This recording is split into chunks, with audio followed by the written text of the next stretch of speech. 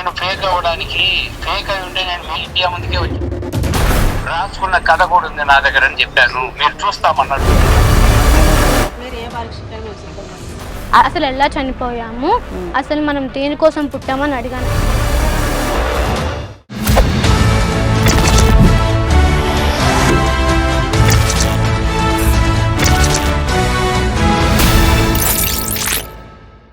అందరికీ నమస్కారం. నేను Swaroopa Potlapalli. Welcome to iDream. పూర్వజన్మ, పునర్జన్మ, గత జన్మ ఇలాంటి మాటలన్నిటినీ మనం సాధారణంగా వింటూనే ఉంటాము.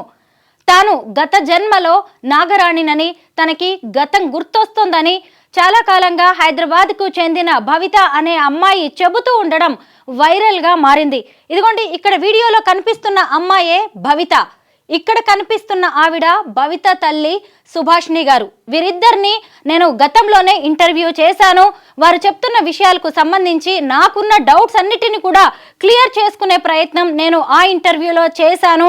అయితే అసలు ఈ భవిత ఏం చెబుతుందంటే, వీరి స్వస్థలం కడప జిల్లా, ప్రస్తుతం హైదరాబాద్లోని పటాన్ చెరువు వద్ద ఉంటున్నారు. అయితే తనకి గత జన్మ గుర్తొస్తుంది. గత జన్మలో తాను నాగరాణిని, తనని తన ప్రియుడైన నాగరాజుని కొంతమంది వ్యక్తులు చంపేశారు. తమకి సంబంధించిన విగ్రహాలు విజయనగరం జిల్లాలోని ఓ టెంపుల్లో, కాళీ టెంపుల్లో కింద ఆ ఆలయం కింద, ఆలయ ఆవరణంలో ఉన్నాయి అని చెప్పి భవిత చెబుతోంది.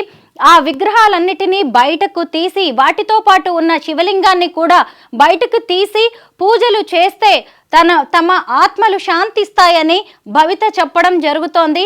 అయితే భవిత తాను పూర్వజన్మలో నాగరాణిని, తనకు గతం గుర్తొస్తోందని చెప్పడానికి కొన్ని సాక్ష్యాలు కూడా చెబుతోంది. తనకి నాదస్వరం విన్నా పడదని, తనకి కలలో ఎప్పుడు చూసినా పాములు వస్తాయని, తాను నిద్రపోయిన తర్వాత తెల్లవారుజాము వరకు తాను నాగలోకానికి వెళ్తానని, నాగు పాములతో తాను మాట్లాడతానని, అలాగే తన తల్లిదండ్రులతో కూడా తను మాట్లాడతాను అని, వాళ్ళు కూడా సర్పాలేనని ఆమె చెప్పడం జరిగింది. అలాగే ఇంకొకటి ఏంటంటే, తాను ఎక్కడికి వెళ్ళాలన్నా కానీ తన చుట్టూ పాములు ఉంటాయని, తాను చదువుకోవాలని ప్రయత్నించిన, తనకిష్టమైన మోడలింగ్ చేయాలని ప్రయత్నించినా కానీ పాములు తనల్ని ఎక్కడికి వెళ్లకుండా కాళ్ళకి చుట్టేసుకొని కింద పడేసి చివరికి మంచాన పడేలా కూడా చేశాయని, ఇలా తన చుట్టూ ఒక సర్ప ప్రపంచం అనేది తిరుగుతూ ఉందని నాకిచ్చిన ఇంటర్వ్యూలో భవిత చెప్పడం జరిగింది. అలాగే భవితకి ఇవన్నీ ఆమె 9 ఏళ్ల వయసు ఉన్నప్పుడు గుర్తొస్తున్నట్టుగా తన తల్లి అయిన సుభాషిణి గారు కూడా చెబుతున్నారు. అంటే తాను కడుపులో ఉన్నప్పుడే సుబ్రహ్మణ్య స్వామికి ఎక్కువగా పూజలు చేయడం వల్ల ఆ ప్రభావం కూడా ఆమె మీద పడి ఉండవచ్చని సుభాషిణి గారు నమ్ముతూ ఉన్నారు. అయితే ఆ తర్వాత ఆమెకు 18 ఏళ్ల వయసు వచ్చేసరికి ఒంటి మీద నుంచి కుబుసం లాంటిది ఒక లేయర్ ఊడిపోతూ ఉంది. అది కూడా ప్రతి పౌర్ణమికి జరుగుతూ ఉంటుందని భవిత చెప్పడం జరిగింది. అలా ప్రతిరోజు తన జీవితంలో తన కలలోకి సర్పాలు వస్తాయని ఆమె చెప్పింది. పైగా నాకు ఇచ్చిన ఇంటర్వ్యూలోనే ఆమె ఇంకొక విషయాన్ని కూడా చెప్పడం జరిగింది. తన ప్రియుడు చనిపోయాడు, పైగా అతను మళ్ళీ పుట్టాడు, మేమిద్దరం కలుసుకునేది కూడా ఉంది అని ఆమె చెప్పారు. అయితే తర్వాత ఈమె 101 రోజుల మౌన దీక్ష చేశారు. కడప జిల్లాలోని పలు ఆలయాల్లో కూడా ఆమె పూజలు చేయడం అనేది జరిగింది. మనం కొన్ని విజువల్స్లో, కొన్ని ఇంటర్వ్యూస్లో కూడా సుభాషిణి గారిని, భవితని కూడా చూసాం. అలాగే గుంటూరు జిల్లాకు వెళ్ళి వారు ప్రత్యేక పూజలు చేశారు కొన్ని ఆలయాల్లో. ఆ తర్వాత దీక్ష అయిపోయిన తర్వాత వీరిద్దరూ హైదరాబాద్ వచ్చారు. హైదరాబాద్ వచ్చిన తర్వాత మళ్ళీ ఇలాగా నాగరాజుకి సంబంధించిన విషయాలు చెబుతున్నారు. అయితే ఈ విషయంలో ఈ ఎపిసోడ్లకి కొత్తగా ఈ తల్లి కూతుళ్లతో పాటు ఈమె ప్రియుడిగా చెప్తున్న మరో వ్యక్తి కూడా వచ్చారు. అయితే తన గత జన్మలో తన పేరు నాగ వైష్ణవి అని, తన ప్రియుడి పేరు నాగ కార్తికేయుడు అని కూడా భవిత చెప్పడం జరిగింది. అయితే భవిత చెప్పిన తన ప్రియుణ్ణి నేను కలుసుకున్నాను అన్న ఆ వ్యక్తిని కూడా ఈ మధ్య వీరిద్దరూ మీడియా ముందుకు తీసుకొచ్చారు. కొన్ని ఛానళ్లకు అతను కూడా ఇంటర్వ్యూ ఇవ్వడం అనేది జరిగింది. ఆయన మరెవరో కాదు, గుంటూరు జిల్లాకు చెందిన శ్రీనివాస్. ఆయన ఒక గుడిలో పూజారిగా పనిచేస్తూ ఉన్నాడు. ఆయన ఈ మధ్య హైదరాబాద్కి వచ్చి ఓ గుళ్ళో కూర్చొని వీరు ఇంటర్వ్యూలు ఇచ్చారు. చాలామందికి ఉన్న డౌట్స్ను కూడా క్లారిఫై చేయడం అనేది జరిగింది. అయితే మరి అతనే నీ ప్రియుడు గత జన్మలో అని చెప్పడానికి ఉన్న ఆధారాలు ఏంటి అని భవితను అడిగినప్పుడు ఆయన చనిపోయినప్పుడు మా ఇద్దరిని కొంతమంది శత్రువులు చంపేశారు, ఆ టైంలో ఇక్కడ బాణపు గుర్తులు ఉన్నాయి, ఆయన ఆ బాణపు గుర్తు కూడా ఆయనకి ఉంది అని ఇలా రకరకాలుగా వాళ్ళిద్దరికి సంబంధించిన గుర్తులకి సంబంధించి కూడా ఈ భవిత చెప్పడం అనేది జరిగింది. ఆ తర్వాత కొద్ది రోజులకి ఆయన మళ్ళీ గుంటూరు వెళ్ళిపోయారు. అయితే ఈ విషయం ఎప్పుడైతే బయటకు వచ్చిందో వీరిద్దరి ఇంటర్వ్యూలు అలాగే ఆ శ్రీనివాస్ అనే వ్యక్తి ఇంటర్వ్యూలు బయటకు వచ్చాయో ఆ తర్వాత మరికొందరు కూడా నేను కూడా నీ ప్రియుణ్ణి అంటూ వీడియోలు చేయడం మొదలుపెట్టారు. అలాగే వీరు వేరే వ్యక్తి దగ్గర 3 లక్షలు తీసుకున్నారంటూ కూడా ప్రచారం కొత్తగా మొదలైంది. దీంతో సుభాషిణి అలాగే భవిత వారింటి వద్ద హైదరాబాద్లో ప్రెస్ మీట్ నిర్వహించారు. ఆ ప్రెస్ మీట్లో వాళ్ళు ఏం మాట్లాడారో ఇప్పుడు ఒకసారి చూద్దాం. అందరికీ నమస్తే అండి. ఈ ప్రెస్ మీట్ కారణం అనేది విజయనగరం సంబంధించిన అశ్విన్ గారు కొన్ని ఇంటర్వ్యూల్లో కూడా మేము ఆ వ్యక్తిని ఆ గత జన్మకు సంబంధించిన వ్యక్తిని తీసుకొస్తామని మీడియా ముందుకు ఫస్ట్ నుంచి చెప్పడం జరిగింది. తీసుకొచ్చిన తర్వాత కూడా ఎవరో ఒక వ్యక్తిని తీసుకొని వచ్చి పాప మీద ట్రోలింగ్ చేశాడు. అతను ఎవరు, అతను తీసుకొని రావాలి కదా, డైరెక్ట్గా తీసుకొని వచ్చి ఫేస్ టు ఫేస్ మాట్లాడాలి. ఎక్కడో నువ్వు వీడియో చేసి మాట్లాడించడం కాదు కదా. 3 లక్షలు తీసుకున్నాను మీడియా అంతా రాండి అన్నారు కదా, మీడియా వాళ్ళ ముందని ఆయన 3 లక్షలు మాకు ఇచ్చాడా, ఎవరికి ఇచ్చారు, ఫేస్ టు ఫేస్ మాట్లాడాలి. ఎవరు ఎంతగా డబ్బులు ఇచ్చారు, తీసుకున్నారు, తే కారణంతో ఇచ్చారు, అది మాకు చెప్పాలి. చూశారు కదా భవిత తల్లి సుభాష్ని గారు ఏం చెబుతున్నారో, తాము ఎవరి వద్ద డబ్బు తీసుకోలేదని, అయితే తన కూతురుకి గత జన్మ గుర్తొచ్చింది కాబట్టి విజయనగరం జిల్లాలో కాళికామాత ఆలయంలో ఉన్న విగ్రహాలను బయటకు తీసి పూజలు చేస్తే ఆమె ఆరోగ్యం బాగుపడుతుందని తల్లిగా తాను ఆవేదన చెందుతున్నానని సుభాష్ని చెప్పడం జరుగుతోంది.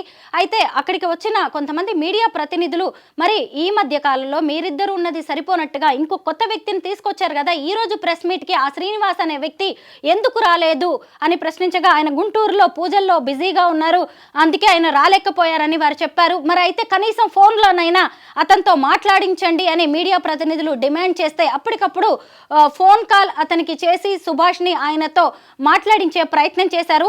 ఇంతకీ ఈ నాగరాణి అని తాను కూడా భవితను నమ్ముతున్నానని, అలాగే ఆమె పలువురికి ఇచ్చిన ఇంటర్వ్యూలు చేసి తానే గుర్తుపట్టానని, తామిద్దరం కూడా గత జన్మలో ప్రియుడు ప్రియురాలు అని ఆయన ఒప్పుకున్నారు. ఇంకొకటి ఏంటంటే ఆ శ్రీనివాస్ అనే వ్యక్తి గుంటూరు జిల్లాకు చెందిన వ్యక్తి, ఆయన వయసు 52 ఏళ్ళు, ఇక్కడ ఉన్న భవిత వయసు 22 ఏళ్ళు. అంటే వీళ్ళిద్దరికి మధ్య 30 ఏళ్ల గ్యాప్ ఉంది. అంటే తామిద్దరం 30 ఏళ్ల గ్యాప్తో పుట్టామని, తనకి ఆల్రెడీ పెళ్ళైపోయిందని శ్రీనివాస్ రెడ్డి ఇంటర్వ్యూల్లో చెప్పడం అనేది జరిగింది. అయితే ఈ ప్రెస్ మీట్లో అతనితో మాట్లాడించమని మీడియా ప్రతినిధులు అడిగితే సుభాష్ని కాల్ చేశారు. ఆయన ఏం చెబుతున్నారో ఇప్పుడు విందాం. కుంభమేళ జరుగుతుంది కదండి, కుంభమేళ జరుగుతున్నప్పుడు మా టెంపుల్లో డైలీ అభిషేకాలు జరగాలి, అభిషేకాలు చేయాలి. కానీ మీరు అడగాలి కదా, ఇంకా నేను వచ్చిన రోజు మీరు ఎంత టైం ఏం తీసుకొని అడిగి రాసుకున్న కథ కూడా ఉంది నా దగ్గర అని చెప్పాను, మీరు చూస్తామన్నారు. నేను డైరెక్ట్ కాదు, ఆ రోజు నాకు గుర్తొచ్చి నేను పేపర్ మీద రాసుకున్నా.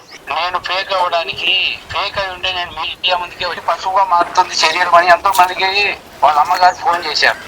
ఆ టైంలో వచ్చి మీరు మీడియా వచ్చి చూసి పరీక్షించాలి మేడం. వాళ్ళ అమ్మగారు అక్కడే ఉన్నారు, అడగండి. లేదు, నాకు గుర్తొచ్చిన ప్రతిసారి నేను రాసుకున్నాను.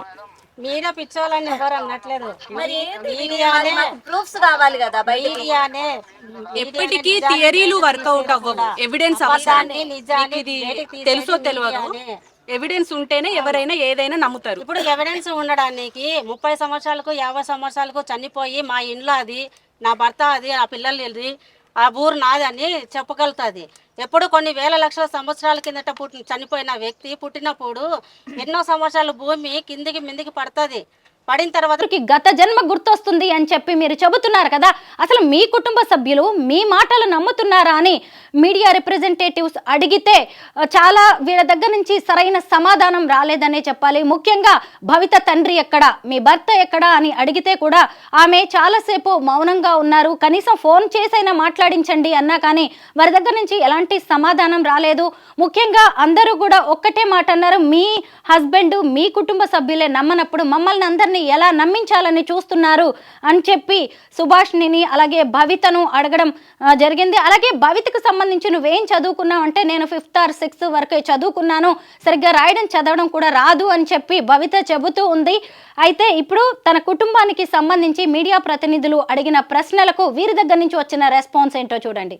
కుటుంబ సభ్యులు రాకపోని నిజం ఉన్నప్పుడు సరే, ఏదో ఒక కుటుంబ రోజు సభ్యులు నమ్మరమ్మా. మీ భర్త నమ్ముతారు కదా. మీరు నేను చూపించేది వాస్తవాలనికి నేను ఎక్కడ చెప్పాను, విజయనగరానికి గుడి గురించి చెప్పాను.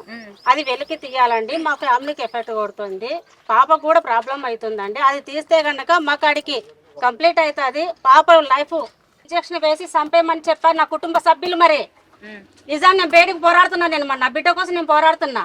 అందరూ వదిలేసినట్టు నేను తల్లిని వదిలేస్తున్నా, కన్న తల్లిని ఏ కన్న తల్లి వదిలేస్తుంది బిడ్డల్ని?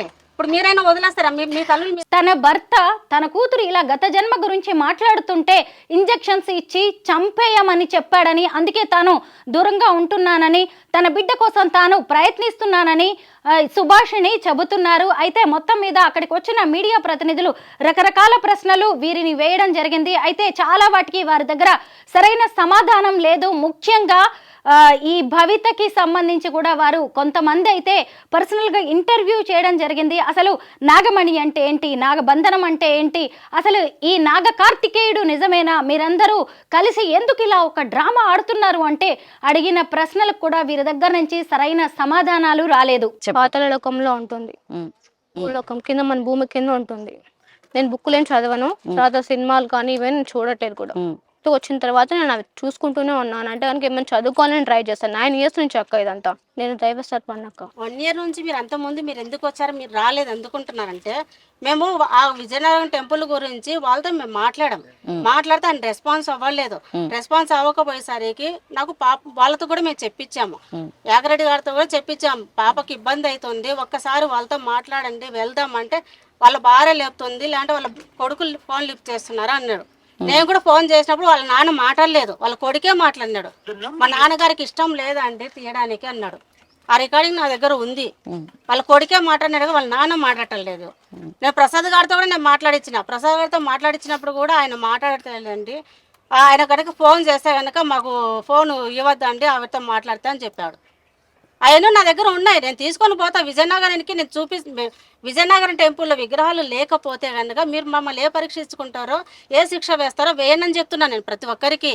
మా తప్పు మీరు ఇప్పుడు నిజాన్ని బయటకు తీసేది, అబద్ధాన్ని బయటకు తీసేది కూడా మీడియానే. నేను మీడియాని సపోర్ట్ ఎందుకు తీసుకున్నా అంటే నిజాన్ని బయటకు తీస్తారనే నమ్మకంతో నేను మీడియాని కలిశాను.